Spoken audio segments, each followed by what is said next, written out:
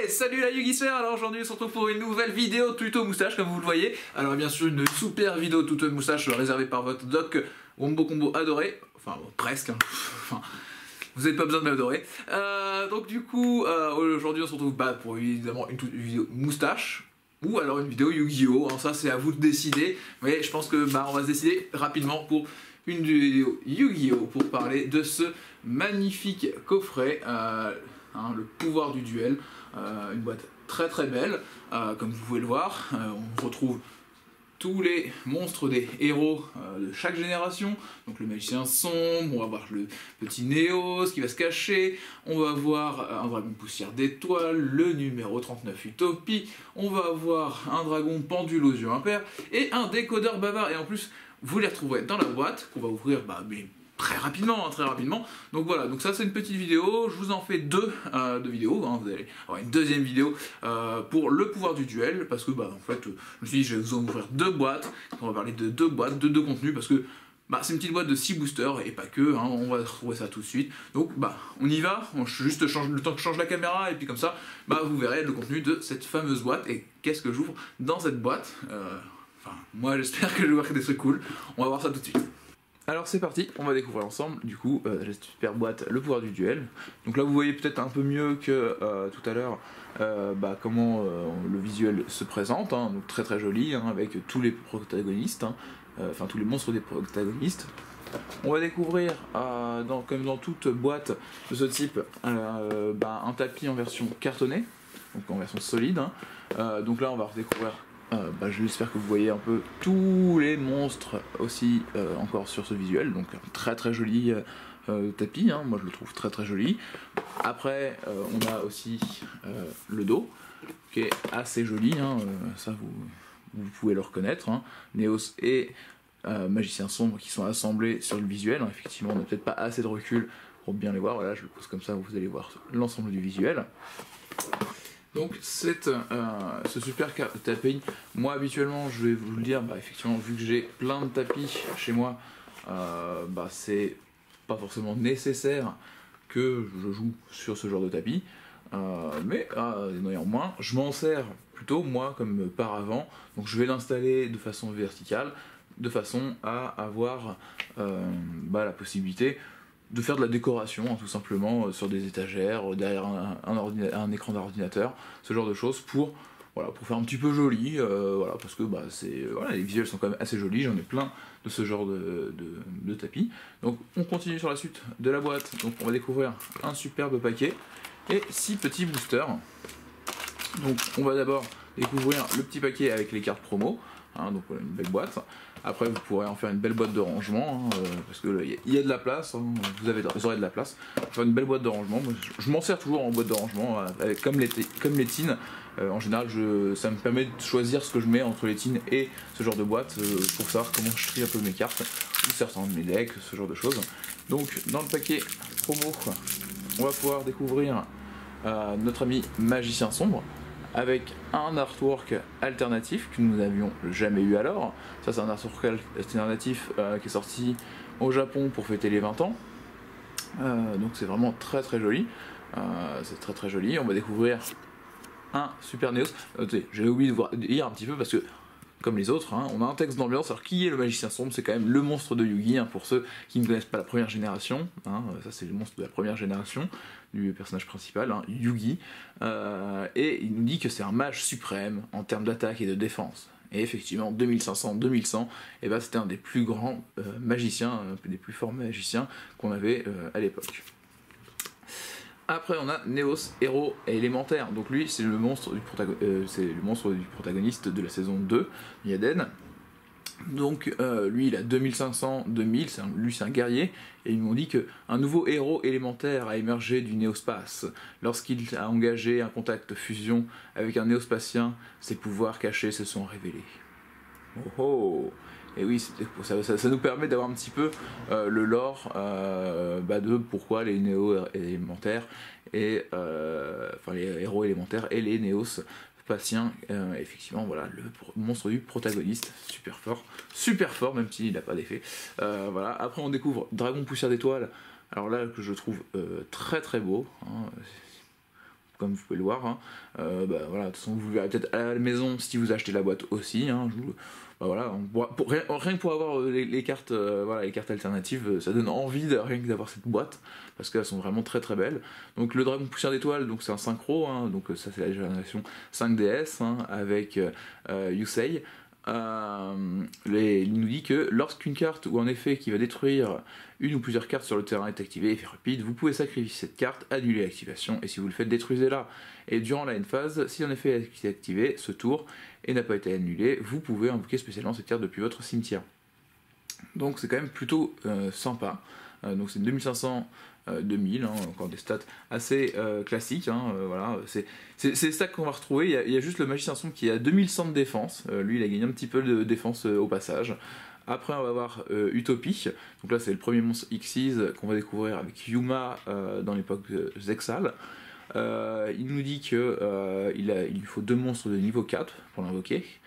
Voilà, pour lui, il va jouer avec les go-go-go, voilà, hein, tous les do-do-do, tous les gaga-gaga. Hein, et il nous dit que lorsqu'un monstre déclare une attaque, vous pouvez détacher un matériel de cette carte, annuler l'attaque. Et si cette carte est ciblée par une attaque, tant qu'elle n'a pas de matériel, détruisez cette carte. Bon. Donc ça nous permet en fait d'annuler des attaques de l'adversaire. Qui pourrait nous détruire des monstres qui ne seraient utiles au tour prochain. C'était quand même vachement fort comme effet, hein, et ça reste fort hein, si on sait l'utiliser. Après il y a eu des évolutions hein, d'Utopie, en tout cas le nouvel artwork est quand même aussi très joli, hein, ça, on va pas se le cacher. On va découvrir après le dragon pendule aux yeux impairs, dans un autre artwork aussi. Alors c'est pas forcément mon préféré, parce qu'effectivement là on le voit un petit peu de dos, c'est un peu bizarre. Donc là encore hein, une 2500-2000 hein, bien sûr. Et il nous dit que quand il est en échelle pendule, on peut réduire les dommages de combat qu'on reçoit d'une attaque impliquant un monstre pendule qu'on contrôle. Et à 0 hein, du coup. Et on peut aussi durant la end phase faire qu'on peut détruire cette carte pour aller chercher un monstre pendule avec 1500 d'attaque ou moins depuis notre deck, et on l'ajouter à notre main, ce qui nous permet en fait d'aller ajouter des monstres pendules pour faire du tuto, hein, pour aller chercher un monstre pendule qui nous serait utile pour pouvoir l'utiliser au tour suivant, pour pouvoir du coup l'invoquer lui, parce qu'il sera en zone extra deck, il sera dans notre extra deck, et donc du coup on pourra l'invoquer depuis vu qu'il sera en phase visible. Et après on a du coup un effet de monstre qui est pas mal aussi, hein, parce qu'il nous dit que si cette carte combat un monstre de l'adversaire, les dommages de combat que cette carte inflige à votre adversaire sont doublés. Donc il a 2500, c'est-à-dire que bon si on arrive à réduire à 0 l'attaque du monstre adverse, notre adversaire va prendre 5000. C'est pas mal. C'est quand même assez sympa. Pour ceux qui sont amateurs de deck pendule, ça reste toujours un très très bon monstre à jouer, hein, parce qu'il est quand même vachement fort. C'est le monstre du héros, donc ah oui, j'ai oublié de dire le héros. Donc du coup, on était avec qui? On était avec Yuya. Yuya sur la génération. C'était Arc 5. Donc le Arc 5, c'était la génération de ce monstre-là, et on découvre à la fin le décodeur bavard, la génération dans laquelle on est actuellement, hein, cette génération lien. Donc là, du coup, lui, il a 2300. 0, parce que c'est un Link 3, hein, et donc il n'a pas du tout de défense, enfin c'est même pas 0, c'est rien du tout, il n'a pas de défense, et il va pouvoir par contre se booster, parce qu'il nous dit que cette carte gagne 500 d'attaque pour chaque monstre pointé par cette carte, et lorsque votre adversaire active une carte ou un effet qui cible une ou plusieurs cartes que vous contrôlez, effet rapide, vous pouvez sacrifier un monstre pointé par cette carte, annuler l'activation, et si vous le faites, détruisez la carte. Donc il va nous rappeler un petit peu, aussi un petit peu comme le dragon poussière d'étoile, un truc qui va nous protéger, ce monstre-là. Donc lui, c'est un Link 3, donc il faut 3 monstres pour l'invoquer. Il a une valeur de 3 monstres. Il demande des monstres à effet forcément, donc on peut utiliser soit 3 monstres à effet, soit un monstre lien à effet et un autre monstre tout simplement, et ça nous permettra de faire une invocation lien 3. Et donc du coup, en plus vu qu'il gagne 500 d'attaque pour les cartes pointées, il peut monter jusqu'à 3800 si vous installez correctement votre décodeur bavard. Donc voilà. Donc ça c'est rien que les cartes promo, donc déjà ça fait super plaisir. Donc je vais les mettre de côté un petit peu, parce qu'on va découvrir de nouvelles cartes en plus, hein, puis j'aimerais bien qu'on voit un petit peu, que vous voyez surtout un petit peu l'artwork du playmat, du game board. Donc on va découvrir le premier booster avec Jasmine Aroma Seraphie. Donc ça c'est une carte que certains attendent, parce qu'elle est plutôt sympa pour jouer dans Aroma bien sûr, parce que c'est une carte de la famille. Donc c'est un lien 2 qui demande 2 monstres plantes, qui a 1800 d'attaque, qui est lumière, et qui nous dit que si nos LP sont supérieurs à ceux de notre adversaire, cette carte et les monstres plantes pointés par cette carte ne peuvent pas être détruits au combat. C'est cool. Et vous pouvez sacrifier un monstre pointé par cette carte, invoquer spécialement un monstre plante depuis votre deck en position de défense. On ne peut utiliser cet effet de Jasmine Aroma Seraphie qu'une fois par tour, et une fois par tour, si vous gagnez des LP, ajoutez un monstre plante depuis votre deck à votre main. Donc il est quand même assez fort, parce qu'il va nous permettre de faire des combos aussi dans plein d'autres decks, parce qu'on va pouvoir jouer ça dans plein de decks plantes, et même de decks combos qui serviraient de certaines plantes, pour pouvoir lancer des loops, parce qu'on va invoquer une autre plante, et ça nous permettra de lancer vraiment plein de combos, par exemple avec éventuellement peut-être les prédaplantes aussi, hein, c'est pas que pour les aromages, c'est vraiment aussi pour plein d'autres decks plantes que cette carte va être utile. Et sinon moi dans Aromage je la trouve vachement cool parce qu'elle va nous permettre d'invoquer spécialement Jasmine, la première du nom. On va pouvoir l'invoquer elle également grâce à l'effet de celle-ci, et pouvoir du coup la protéger de la destruction, et du coup assurer notre pioche régulière de notre petite Jasmine, première du nom. Hop, donc après on a l'âme éternelle, donc ça c'est une carte qui fait plaisir, parce que ça c'est une nouvelle carte, hein, donc il faut savoir que dans Duel Power on a 60 cartes qui sont réimprimées, mais que des cartes qui sont vraiment recherchées, et à côté on a 40 nouvelles cartes qu'on découvre dans cette boîte, donc c'est vraiment un super set, on va avoir plein de bonnes choses. Donc là on a l'âme éternelle, donc ça c'est une carte pour les magiciens sombres, vous reconnaîtrez peut-être l'artwork, effectivement, avec la stèle. Donc il nous dit que chaque magicien sombre dans votre zone monstre n'est pas affecté par les effets de cartes de votre adversaire. Si cette carte face recto quitte le terrain, détruisez tous les monstres que vous contrôlez. Vous ne pouvez utiliser l'effet suivant de âme éternelle qu'une fois par tour. Vous pouvez activer un de ces effets, invoquer spécialement un magicien sombre depuis votre main ou cimetière, et ajouter une attaque de magie noire ou 1000 couteaux depuis votre deck à votre main. Donc c'est une carte qui va venir booster en fait l'archétype magicien sombre, qui va nous permettre de le réinvoquer facilement spécialement, parce qu'on va pouvoir le défausser pour faire des pioches, et pouvoir après éventuellement le récupérer et le réinvoquer avec âme éternelle. Il y a plein de combos qui sont possibles grâce à âme éternelle. C'est une carte que je vous conseille fortement si vous voulez jouer du magicien sombre. Après on a double coup magie des ténèbres. Donc ça c'est une nouvelle carte, hein. Elle nous dit que cibler un magicien sombre que vous contrôlez jusqu'à la fin de ce tour, il gagne une attaque égale à la somme des attaques de tous les magiciennes des ténèbres actuellement sur le terrain et dans le cimetière. Et on ne peut activer qu'un double coup magie des ténèbres par tour. Donc ça c'est un très bel artwork en plus, hein, magicienne des ténèbres et magicien sombre sur le même artwork. Et ça nous permet de faire une très grosse attaque, hein, parce que si on joue effectivement un deck pur Yugi, et qu'on a 3 magiciens sombres et 3 magiciennes des ténèbres, et que on va dire que les magiciennes des ténèbres vont énormément se booster par les magiciens sombres, et les magiciens sombres se booster par la suite, c'est assez fort. On retrouve par la suite un Nécrose de Claudem Solas. Alors donc ça c'est un archétype que je vous avais déjà un peu présenté, hein, Nécrose, sur notre vidéo, et qu'on va retrouver en fait dans cette boîte. Donc cet archétype est basé sur des monstres rituels qui vont aussi gêner pas mal l'adversaire sur son extra deck. Donc là on a un premier effet qui nous dit que on peut défausser cette carte et ajouter une magie piège Nécrose depuis notre deck à notre main. Donc ça nous permet d'aller chercher les magies rituelles quand on n'en a pas dans la main, et ça nous permet du coup d'être très fort. On n'a pas forcément, on va jouer quand même des Manju, hein, des Sanju, mais on va pas forcément toujours en avoir besoin, parce que déjà on a le Clay Solas qui va être assez fort pour ça. Et après on a un effet rapide qui nous dit qu'on peut cibler un monstre face recto sur le terrain qui a été invoqué spécialement depuis l'extra deck. Jusqu'à la fin de ce tour, l'attaque de la cible devient 0, et aussi les effets de la cible sont annulés. Donc du coup vous voyez, vraiment ça gêne les invocations de l'extra deck, ça va bien blaser votre adversaire. Et après on a du coup la magie rituelle, une des magies rituelles parce qu'il y en a 3. Elle nous dit que cette carte peut être utilisée pour invoquer rituel, un monstre rituel nécrose. On sacrifie des monstres depuis notre main ou terrain, et où on bannit des monstres nécrose depuis notre cimetière, puis on va invoquer rituellement un monstre rituel nécrose depuis notre main, dont le niveau est exactement égal à la somme, et voilà, on peut utiliser ça qu'une fois par tour. Et on a un autre effet qui nous dit que si on ne contrôle aucun monstre, on peut bannir cette carte et un monstre nécrose depuis notre cimetière, ajouter une magie nécrose depuis notre deck à notre main. Donc ça c'est assez fort, hein, le miroir, parce que en fin de loop, On va rebannir des monstres nécroses. Certains monstres nécroses non rituels vont avoir des effets en plus quand ils sont bannis.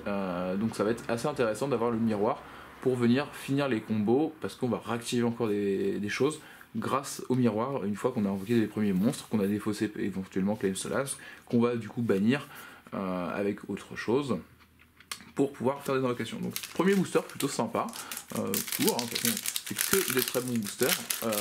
On va avoir le deuxième booster, donc là on a une pioche scintillante. On peut activer cette carte, vous devez la piocher dans votre pioche normale, durant votre draw phase. On la révèle et on la garde révélée jusqu'à la main phase 1, et durant votre main phase 1 du même tour, vous pouvez cibler un monstre X6 utopique que vous contrôlez, puis activer un de ses effets.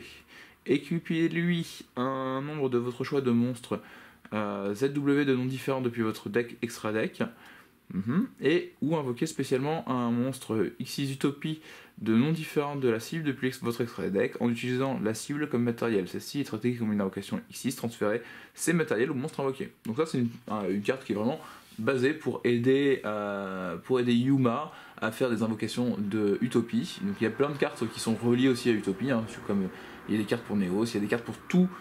Pour tous les monstres principaux des protagonistes. Et donc là c'est une carte qui va venir soutenir. Par contre elle est un petit peu compliquée parce qu'il faut forcément ne pas la pouvoir piocher dans sa main de départ et ne pas la piocher autrement que durant sa draw phase. Donc c'est quand même assez compliqué. Après on a le cercle magique sombre, donc ça c'est une très bonne reprint. C'est une carte un peu plus récente que l'âme éternelle pour le deck magicien sombre. Elle nous dit que c'est une magie continue, que lorsque cette carte est activée, regardez les 3 cartes du dessus de votre deck, puis vous pouvez révéler parmi elles un magicien sombre ou une magie piège qui liste spécifiquement la carte magicien sombre dans son deck et ajoutez-la à votre main. Et aussi placez les cartes restantes au-dessus de votre deck dans l'ordre de votre choix. Si magicien sombre est invoqué normalement ou spécialement sur votre terrain, sauf durant la damage step, vous pouvez cibler une carte contrôlée par votre adversaire, bannissez-la. Et on peut utiliser chaque effet de cercle magicien sombre qu'une fois par tour. Donc ça c'est quand même vraiment cool, parce que le cercle magique sombre nous permet d'avoir un effet de ban quand on invoque spécialement notre magicien sombre. Donc vous voyez, on peut le réinvoquer avec l'âme éternelle, on peut le réinvoquer avec d'autres Monster Reborn et autres pour l'invoquer, et ça nous permet là de bannir des cartes adverses comme ça un petit peu gratuitement. En plus ça nous permet d'assurer la venue de magicien sombre, parce qu'on va peu aller chercher, ou une magie qui le liste. Donc c'est assez cool, parce qu'on va pouvoir avancer notre deck. Déjà on récupère une autre carte pour le C1, et après on va pouvoir faire du C1 négatif chez l'adversaire, donc c'est une très bonne carte. C'est un peu, ces deux cartes sont un peu presque obligatoires maintenant dans un magicien sombre, ou pour la majorité des decks magicien sombre. Après ça dépend de votre build évidemment, mais pour les magiciens sombres assez classiques, ça c'est incontournable à la maison. Donc là on a la forme du chaos, vous l'aviez déjà vu avant. Cette carte peut être utilisée pour invoquer rituellement un monstre rituel soldat du lustre noir ou chaos, et vous devez sacrifier des monstres depuis votre main ou terrain et bannir des dragons blancs yeux bleus ou magicien sombre depuis votre cimetière dont le niveau total est exactement égal au niveau du monstre rituel chaos ou soldat du lustre noir que vous invoquez rituellement. Donc ça nous permet d'invoquer soit les dragons du chaos max, soit éventuellement les monstres soldats du lustre noir, donc les deux rituels qu'on aurait, et le sorcier du chaos. Donc c'est plutôt pas mal. On a le gadget or qu'on redécouvre ici. Donc le gadget or, ça c'est une bonne petite carte pour les decks machines. Il est plutôt cool parce qu'il nous dit que quand il est invoqué normalement ou spécialement, on peut invoquer spécialement un monstre machine de niveau 4 depuis notre main. Donc ça nous permet d'avoir du matériel rapidement pour faire des invocations liens ou X6 de niveau 4, et on nous dit que si cette carte est détruite au combat ou par effet de carte, vous pouvez invoquer spécialement un monstre gadget de niveau 4, gadget or exclu, depuis votre deck. Donc ça nous permet d'aller rechercher un autre. Donc si l'autre nous fait la même chose, soit ça va faire des tutos gratuits parce que les gadgets vont rechercher un autre gadget et ça vous permet de creuser votre bibliothèque, votre deck. Voilà, ça permet vraiment d'avancer le jeu et de toujours avoir du matériel, de toujours avoir des choses en main. C'est vraiment un bon must pour les decks gadgets. Après on va redécouvrir une impression de floraison de cendres et joyeux printemps, donc encore une belle carte ici, et qui nous dit que elle, je sais pas si je vous la présente, c'est une petite entrap qui nous permet de la défausser lorsqu'il y a un effet qui inclut l'un des effets listés là en dessous est activé, et ça va nous permettre en fait d'annuler l'effet Donc c'est si notre adversaire a un effet qui nous ajoute une carte à sa main, ou invoque spécialement depuis le deck, ou envoie une carte depuis le deck au cimetière. Donc s'il y a une action qui se ferait depuis le deck pour l'adversaire, il fait une action qui tente vers le deck, on peut la défausser pour annuler l'effet, donc c'est plutôt sympathique. C'est une des cartes qui est recherchée par une partie des joueurs dans cette boîte. Moi voilà, j'en avais déjà, donc c'est pas forcément très grave. Après on va avoir le Lion Naturia dans le booster suivant. Donc le Lion Naturia qui est un monstre un petit peu compliqué d'invocation parce qu'il va forcément nous demander un synthétiseur terre et un monstre non synthétiseur terre, mais qui a un effet très fort parce que je l'avais présenté éventuellement dans des Robo Bureau, c'est qu'il va nous permettre de dire que notre adversaire, si notre adversaire ou nous-mêmes on active une magie, on peut envoyer les 2 cartes du dessus du deck pour annuler l'activation. Donc ça, c'est vraiment très cool, et c'est une 2200-1700, donc en plus il a un petit peu de body pour se protéger des monstres normaux niveau 4 qui l'attaqueraient. Donc c'est vraiment un bon monstre d'extra deck, c'est une bonne impression. Donc là on a le Dragon du Chaos Max aux yeux bleus, donc une petite 4000 qui nous dit que va être invocable rituellement avec la forme du chaos éventuellement. Et que quand on attaque un monstre en position de défense, on inflige des dommages perçants doublés. Ça c'est super fort, et elle peut pas être ciblée par des effets de cartes de notre adversaire, et elle ne peut pas être détruite par des effets de cartes de notre adversaire. Donc c'est quand même un très gros monstre, hein, 4000-0, il envoie du pâté. Ah, une nouvelle petite carte, l'avanceur photon. Donc si un monstre photon est sur le terrain, vous pouvez invoquer spécialement cette carte depuis votre main. Vous ne pouvez invoquer spécialement avanceur photon qu'une fois par tour. De cette façon, il gagne 1000 d'attaque si un autre monstre photon est sur le terrain. Donc lui, ça va être une carte qui va nous permettre de les jouer avec des monstres photons pour accélérer les invocations après Lydien, déjà pour commencer, et pour invoquer plus facilement aussi ces monstres Xyz photons. Donc ça, c'est c'est une bonne carte hein, pour l'archétype, c'est une bonne nouvelle carte qui peut l'aider. On va redécouvrir, plutôt sympa pour ceux à la maison, hein, ceux qui ne l'auraient pas, la grande prêtresse de la prophétie. Vous pouvez révéler 3 magies livres de magie dans votre main, invoquer spécialement cette carte depuis votre main. Une fois par tour, vous pouvez bannir une magie livre de magie depuis votre main ou cimetière, puis cibler une carte sur le terrain, détruisez-la. Donc ça c'est quand même cool. On l'invoque très gratuitement quand même, hein. C'est une magicienne qu'on invoque très gratuitement, qui a les mêmes statistiques que Magicien Sombre. Donc voilà, c'est niveau 7 2005-2100. Et en plus qui nous permet de dire ça va être gratuit de l'invoquer, et après permet de quand même de détruire des cartes sur le terrain adverse, donc c'est plutôt sympathique. Et on va découvrir après le fameux Nécrose de Trishula. Donc c'est la version nécrosée donc de dragon, de Trishula, hein, le dragon, le synchro. Comme qu'elle aime cela, c'est aussi une version nécrosée hein, d'un autre monstre qu'on découvrait précédemment. Lui, on peut l'invoquer rituellement en utilisant faut pas utiliser de monstres de niveau 9. Niveau 9, et il faudra utiliser au moins 2 monstres. Hein, pour l'invoquer, et elle nous dit que lorsqu'une carte ou en effet qui cible plusieurs monstres nécroses que vous contrôlez est activée, vous pouvez défausser cette carte, annuler l'activation. Donc ça protège les choses qui cibleraient les monstres nécroses, et en plus elle nous dit que lorsqu'elle est invoquée rituellement, on peut bannir exactement 3 cartes de votre adversaire, une depuis sa main, une depuis son terrain et une depuis son cimetière. Et la carte dans la main est choisie au hasard. Donc c'est vraiment très fort, ça fait des games. Aujourd'hui ça punirait pas mal ceux qui vont jouer Nécrose, ça va vachement punir ceux qui leur joueraient en face des end-trap, parce que si vous leur activez une end-trap contre Nécrose, à un moment donné, du coup ils vont pouvoir jouer Trishula et vous bannir en plus une carte de votre main, éventuellement, ils peuvent vous mettre une carte sur le terrain. On va avancer parce que donc on va ouvrir Ogre Fantôme, donc une autre end-trap. Celle-ci nous dit que quand elle est sur le terrain ou dans notre main, on peut l'envoyer ou la sacrifier pour faire que quand il y a une carte sur le terrain, un monstre ou une magie qui était déjà face recto sur le terrain, active son effet, vous pouvez la détruire, tout simplement. Vous la détruisez, mais vous n'annulez pas forcément l'effet. Par contre, contre les magies continues, ça va permettre d'annuler l'effet, parce que elles ne sont plus sur le terrain pour la résolution. Après on a le gadget argent, il fait la même chose que le gadget or, donc ça va nous permettre, comme tout à l'heure, d'invoquer plus rapidement. La tactique de changement Xyz. Donc ça c'est une plus ancienne carte pour les decks Utopie, une carte qui est pas inintéressante, quand vous verrez peut-être un jour si je vous montre ce genre de deck combo. parce qu'elle nous dit que lorsqu'un monstre Utopie est invoqué par Xyz sur votre terrain, vous pouvez payer 500 points de vie, piocher une carte. Et on ne peut contrôler qu'une tactique de changement Xyz sur notre terrain. Donc ça veut dire que, en fait, vu qu'il y a des choses qui nous permettent de faire des utopies sur d'autres utopies, et de les empiler les uns sur les autres, on peut payer 500 points de vie à chaque fois, donc tant qu'on a des points de vie ça marche, et du coup pouvoir piocher plein de cartes de notre deck, donc certains combos peuvent tourner dessus, hein. Ça c'est une très bonne carte. Alors on a le qui tout double, une petite magie rapide qui nous dit que lorsqu'une attaque de monstre est annulée, ciblez le monstre, il peut faire une seconde attaque durant cette battle phase, et s'il le fait, son attaque est doublée durant la damage step uniquement.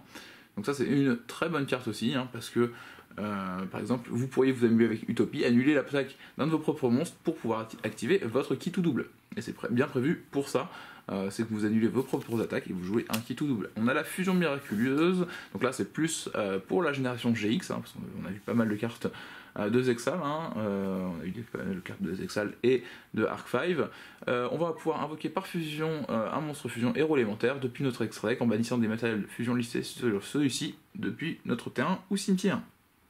Donc c'est à dire qu'une fois qu'on a fait déjà plein d'invocations fusion de notre main et terrain et que tous nos monstres sont au cimetière, parce que vous ne voulez pas trop le faire depuis notre terrain, hein, et ben on va pouvoir réinvoquer encore un autre monstre de fusion grâce aux monstres qui sont dans le cimetière. C'est aussi très utile aujourd'hui, dans le sens où vous pouvez utiliser les monstres d'abord pour faire un monstre lien, et après quand ils seront dans le cimetière, vous pourrez faire la fusion, une fois que vous aurez installé votre monstre lien pour pouvoir le placer dans une zone précédemment main, du coup. Main monster. Hop. On en ouvre le cinquième, encore une Jasmin, un petit pendule âme, donc ça c'est une carte assez amusante, c'est une carte continue pour les decks de Arc 5. Elle nous dit qu'on peut cibler 2 cartes dans notre zone pendule, changer l'échelle pendule de chaque cible de 1, minimum 1, et vous pouvez cibler cet effet de pendule âme qu'une fois par tour, chaque fois que... Alors, et après, chaque fois qu'une ou plusieurs monstres pendules sont invoqués par pendulation, placez un compteur sur cette carte. Les monstres pendules sur le terrain gagnent 300 pour chaque compteur sur cette carte. Bon, ça se permet de pas mal les booster. Mais il y a un effet encore ultra cool derrière, c'est que à terme, on peut faire qu'on retire 3 compteurs de cette carte. Durant votre main phase, ce tour, vous pouvez mener une invocation pendule d'un ou plusieurs monstres en plus de votre invocation pendule. Et on peut gagner cet effet qu'une fois par tour. Donc ça nous permet en fait d'avoir une carte qui nous permettra d'avoir, au bout de plusieurs tours, 2 invocations pendules dans le tour. Donc faire une première invocation pendule pour faire plein de monstres liens, puis refaire une invocation pendule pour avoir plein de monstres encore sur le terrain en plus. Donc c'est quand même vraiment très très fort et très cool. Ah, la construction marionnette de l'ombre, donc elle vient de se faire débannir très récemment, et donc du coup, Konami vous la réimprime, ça c'est super sympa de leur part. Ça vous permet de la jouer dans le deck marionnette de l'ombre. C'est un monstre très très fort, il demande un monstre marionnette de l'ombre et un monstre lumière, il a 2800, 2500, et il nous dit qu'il doit être d'abord invoqué par fusion. Et si cette carte est invoquée spécialement, vous pouvez envoyer une carte marionnette de l'ombre depuis votre deck au cimetière. Et au début de la damage step, si cette carte combat un monstre invoqué spécialement, détruisez le monstre. Si cette carte est envoyée au cimetière, vous pouvez cibler une magie piège marionnette de l'ombre et ajouter-la à votre main. C'est surtout l'effet de dire que si cette carte combat un monstre invoqué spécialement, détruisez le monstre. En fait, c'est ça qui a été banni, en plus des effets de cycle qui étaient très très forts, mais le fait de pouvoir récupérer, de détruire n'importe quel monstre, et tout ça, ça a demandé d'avoir des invocations de monstres, par une invocation normale, un monstre qui soit à plus de 2800. Alors moi à l'époque, avec Robobureau, j'avais pas trop de soucis parce que le numéro 3 je l'invoquais normalement, et après je le boostais par son propre effet à la fin pour attaquer construction, mais peu de decks pouvaient s'amuser à faire ça. Donc c'était vraiment très très fort cette construction, donc elle revient maintenant, donc utilisez-la, parce qu'elle est très très forte. On a le disciple lien, un nouveau monstre, qui nous donne un monstre Cyberse de max niveau 4, et on peut sacrifier un monstre pointé par cette carte, piocher une carte, puis placer une carte depuis votre main au-dessous du deck. Bon, ça nous permet de éventuellement sacrifier un monstre qui ne nous servirait pas, pour éventuellement recycler, pour essayer d'avoir une meilleure main, pourquoi pas. La petite ange ou Farstar, donc ça c'est une petite réimpression, elle est à 2000, 2 monstres Farstar, chaque fois qu'un ou plusieurs monstres Farstar sont invoqués normalement ou spécialement dans des zones pointées par cette carte, infligez 200 points de dommages à votre adversaire. Les monstres Farstar pointés par cette carte ne peuvent être détruits ni au combat, ni par effet de carte. Si votre adversaire reçoit des dommages par effet de monstre Farstar, jusqu'à la fin de ce tour, cette carte gagne une attaque égale au dommage qu'il a reçu. C'est plutôt sympa. Et on va découvrir le dernier booster. Alors, qu'est-ce qu'on a dans les boosters? Ah bah on avait une petite carte de la prophétie, et on va découvrir Crowley, le premier prophet voyant, qui a 1000 d'attaque, et qui demande 2 monstres magiciens, et je suis désolé pour les camions et les voitures, parce que ça fait beaucoup de bruit hein, chez moi malheureusement, dans le vallon où j'habite. Des fois c'est un petit peu embêtant, c'est pour ça que souvent je tourne le soir, il y a un petit peu moins de passages et ça s'entend un petit peu moins. Et donc du coup 2 monstres magiciens, 1000 d'attaque, ligne 2. Si cette carte est invoquée par lien, vous pouvez révéler 3 cartes livres de magie de noms différents depuis votre deck. Votre adversaire en prend une au hasard pour vous ajouter à la main, et aussi mélanger les cartes restantes dans le deck. Donc ça c'est cool, on l'invoque par lien déjà, et il nous permet d'aller récupérer une des cartes magie et livre de la magie directement depuis notre deck à 3 mains. Bon, plutôt cool. Et on peut utiliser cet effet qu'une fois par tour, hein, bien sûr. Et chaque tour, un monstre magicien de minimum niveau 5 que vous invoquez normalement peut être invoqué sans sacrifice. Donc si on arrive à invoquer spécialement 2 monstres magiciens et qu'on invoque lui, déjà on va pouvoir invoquer même un magicien sombre gratuitement. Ouais, c'est pas mal. Ou elle, hein, on pourrait éventuellement l'invoquer, dans ce cas-là, si on n'a pas les livres de la magie dans la main, par sacrifice, sans sacrifice en fait. C'est plutôt sympa déjà. Même pour tout autre magicien, ça peut être fort, parce que certaines cartes livres de la magie, on va avoir par exemple le livre de la magie du savoir, qui va nous permettre de gagner des cartes en les sacrifiant en monstre magicien. Ah, le magicien quintette, magnifique. Donc vraiment très très beau, hein. Là celui-là, je suis très content de pouvoir le présenter. Donc c'est la version magicien du dragon à 5 têtes, c'est la version, c'est le magicien quintette hein, du coup, qui a 4500, qui demande 5 monstres magiciens, et qui est uniquement invocable par fusion. Et si cette carte est invoquée par fusion, en utilisant 5 monstres magiciens de noms différents, vous pouvez détruire toutes les cartes contrôlées par votre adversaire. Et cette carte face recto sur le terrain ne peut être ni sacrifiée, ni utilisée comme matériel fusion, et aussi elle ne peut être détruite par des effets de cartes. Donc déjà, c'est une 4500. Il ne peut pas être détruit par effet de carte. Il nous dit que quand il arrive, il va pouvoir raser le terrain adverse. Il peut pas être sacrifié, donc il prend pas Kaiju aussi, hein, ça c'est intéressant. C'est vraiment très très fort. Et du coup, en plus, raser le terrain, je vous cache pas que moi, vu qu'il y a une fusion nécro qui est apparue, par exemple, je me dis, j'attends d'avoir mes 5 monstres de fusion, enfin 5 monstres magiciens dans mon cimetière, de noms différents, et puis en pleine battle adverse, je sors mon quintette, je rase tout le terrain adverse, et bonjour, au revoir. Ça peut être une solution, ou des fois on peut le faire avant la battle phase, pour l'empêcher de se lancer dans tous ses combos, et ne plus être affecté par cet effet là éventuellement. Donc non, c'est vraiment très très fort, c'est vraiment très très fort. Ah, on va redécouvrir le dragon hiératique de Tefnut. Donc c'est une 2100-1400 qui nous dit que si notre adversaire contrôle un monstre, on peut invoquer spécialement cette carte depuis notre main, enfin si c'est uniquement notre adversaire contrôle un monstre, et cette carte ne peut attaquer durant le tour où elle est invoquée spécialement de cette façon. Et lorsque cette carte est sacrifiée, invoquez spécialement un monstre normal, dragon, depuis votre main, deck ou cimetière, mais vous faites devenir son attaque à 0, son attaque défense à 0. Ça nous permet de faire certaines combos, par exemple ça peut être très bien pour les invocations liens, parce que vous allez avoir la possibilité de l'invoquer spécialement, vous le sacrifiez, vous renvoquez un monstre par le sacrifice, puis un autre monstre spécialement par lui. Ça va vous lancer certaines combos, surtout les combos Dragard par exemple, donc c'est plutôt cool. On va redécouvrir le golem rouage ancien frappe ultime, donc 3000, non d'invoquer spécialement, et si cette carte attaque un monstre, en plus de défense infligée des dommages perçants. Et max 2 fois par tour, lorsque cette carte attaque, détruit un monstre au combat, vous pouvez défausser un monstre machine. Cette carte peut attaquer une nouvelle fois à la suite, et si cette carte sur le terrain est détruite au combat ou par effet de carte, vous pouvez ajouter une polymérisation depuis votre deck à votre main, et si vous le faites, ajoutez un autre monstre rouage ancien depuis votre cimetière à votre main. Et on découvre quoi à la fin? Un grand Magnus, roi mecha super quantique. Donc lui, ça c'est un monstre qui était pas mal joué, qui peut être sympa sur des réveils dragons. Il nous demande 3 monstres de niveau 12, hein, c'est quand même vachement chaud. Hein, et il nous dit que si cette carte est envoyée au cimetière, vous pouvez invoquer spécialement 3 monstres Xyz, bête mecha super quantique, de noms différents depuis votre cimetière. Et cette carte gagne ses effets selon le nom de matériel, de noms différents qui lui sont attachés. Alors, 2 matériels une fois par tour durant la main phase, effet rapide. Vous pouvez détacher un matériel de cette carte, mélanger une carte sur le terrain dans le deck. Bon, ça c'est quand même plutôt cool, déjà. Alors, A4+, elle n'est pas affectée par les effets de carte super quantique exclue.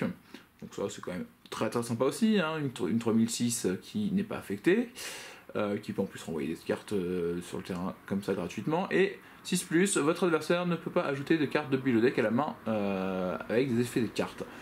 Voilà, donc là, lui c'est quand même un boss monster, ça a été souvent un gros boss monster, je vous le conseille. En tout cas, c'était une plutôt bonne ouverture. On va se retrouver maintenant par la suite sur une autre ouverture, hein, je pense. On fera une deuxième ouverture d'une boîte Duel Power pour parler un petit peu d'autres cartes, parce que bon, on avait 6 petits boosters. Ça me ferait plaisir de vous présenter un peu plus les cartes qu'il y a dedans, parce que c'est une super bonne collection. Et puis on se retrouve voilà, donc sur une autre ouverture, et parce que celle-là a été quand même cool. Bah c'est fini, la boîte est ouverte. Bon, au final, c'est pas si mal, on a quand même récupéré de très belles choses. J'espère que vous aussi, si vous avez acheté de ces coffrets, vous ouvrirez aussi de super belles choses. Peut-être même des choses encore mieux que moi, hein, parce que j'ai encore pas tout avec cette boîte. Donc on va voir avec la deuxième si j'ouvre un petit peu plus de choses. Et si je complète un petit peu mes collections. Hein. Bien sûr, moi, ce qui m'intéresse, c'est pas les reprints, c'est vraiment... les nouvelles cartes, donc on va voir ça tout de suite dans une deuxième vidéo, enfin si vous avez envie de voir la deuxième vidéo bien sûr, en tout cas pour le reste, sinon c'est l'heure du duel.